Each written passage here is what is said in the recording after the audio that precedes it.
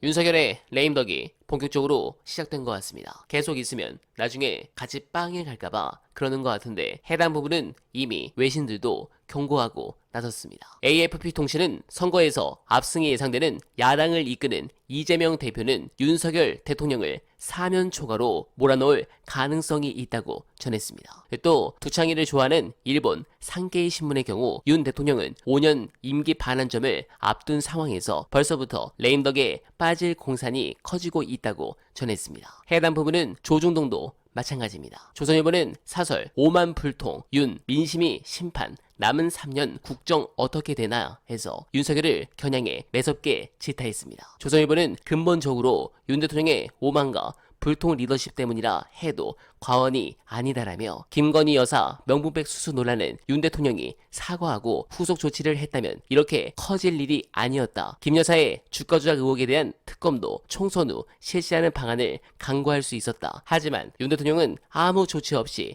사과도 않은 채 끝까지 침묵했다고 비판했습니다. 네, 그리고 중앙일보 보도에서는 벌써부터 대통령실 관계자가 당장 여당에서 윤 대통령에 대한 탈당 요구부터 나올 가능성이 크다고 언급하며 위기를 직감했는데 좋습니다. 이렇게 윤석열은 헌정사상 최초 임기 내내 여소야대를 기록하는 첫 번째 정권이 되었는데 다만 우려하는 부분은 이겁니다. 어제 개표 방송 중 가장 화제가 된 분석 모시고 이어가 보겠습니다.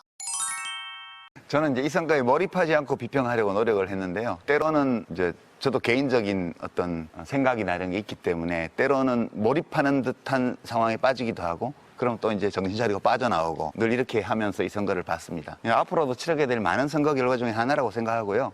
이 선거 결과가 현실을 못 바꿀 겁니다. 그러나 이거 제도적으로만 보면 이 결과가 현실을 못 바꾸지만 이 민심에 대해서 국정을 책임지고 있는 분들이 어떻게 이 민심을 받아들이냐에 따라서는 이 선거 결과가 세상을 조금이라도 더 바꿀 수는 있습니다. 어느 쪽이 될지 모르는데 저는 비관적인 쪽이에요. 그러니까 저의 비관이 틀렸기를 바란다. 이런 마음으로 이번 선거 결과를 본 소감을 요약해 보겠습니다. 네, 저도 여러분도 아마 이게 가장 걱정일 것이라 생각합니다. 그러나 여기서 좌절할 수 없습니다. 사실 야당의 단독 과반은 사상 처음이고 이 의석수도 엄청난 결과이며 지난 수박 180석과는 다릅니다. 그리고 결정적으로 지금은 이재명 대표 중심으로 당이 변했기 때문에 체질적으로 다른 결과를 낼 것이라 저는 믿어 의심치 않습니다. 앞으로 윤석열은 변하는 척은 할지 몰라도 더 날뛰고 대한민국이 망해가는 속도는 더 빨라질 것입니다. 관련해서 그래도 우리가 믿는 부분 유시민 작가께서 희망을 가지라고 하셨던 분석 여러분들께 안내드리며 이만 인사드리겠습니다.